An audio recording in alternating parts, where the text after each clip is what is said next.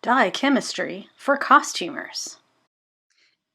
In the production of costumes, we often are in a position to dye fabric or garments in order to correspond with a design rendering or research image. Because many people in this field come from an artistic background, the chemistry behind dyeing processes can be intimidating. In this video, I hope to simplify it in such a way that it is easily understandable to the point that you can succeed at dyeing fabric for a costume and understand why the process works the way that it does. This is a fiber. Well, actually it's a chain, but it is intended to represent a fiber that you intend to dye a new color. And throughout this fiber, you see links, which are representative of dye sites on that fiber where a dye molecule can bond with it.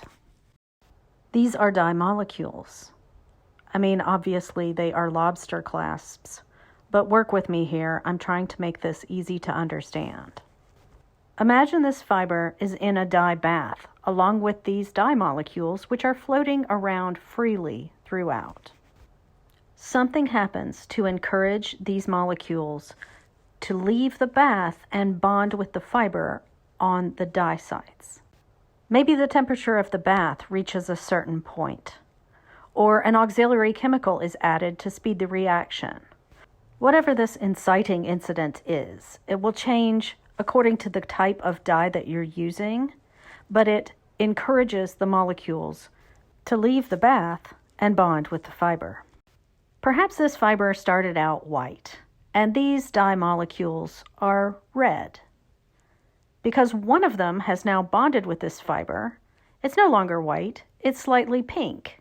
And the more of these dye molecules leave the bath and bond with the fiber, the redder it will become. This dye process can't go on forever. There are a finite number of dye sites on any given fiber. So the longer you leave it in the dye bath, or the more dye you add to that bath, the more saturated it becomes, until eventually every dye site has a molecule bonded to it. Ideally, your fiber becomes the desired color before all the dye sites have bonded with dye molecules.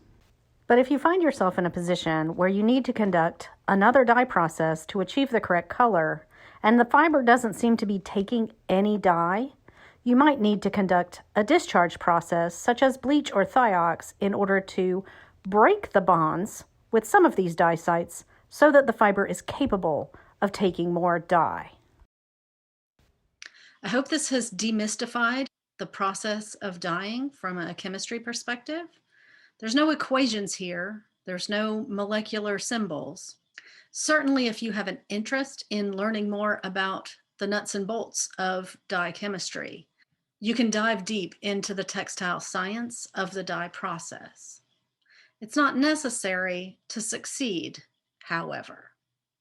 I spent the first 10 years of my career as a costume dyer knowing absolutely nothing about the chemistry of the process. I succeeded because I just followed directions the same way that you follow a recipe in the kitchen. Later, I did take textile science classes in dye chemistry and learned why these reactions work and how. If you found this video helpful, give it a thumbs up. Subscribe to my channel and hit the bell for notification of new content. And join me every Thursday afternoon at 3 p.m. Eastern for my live studio stream.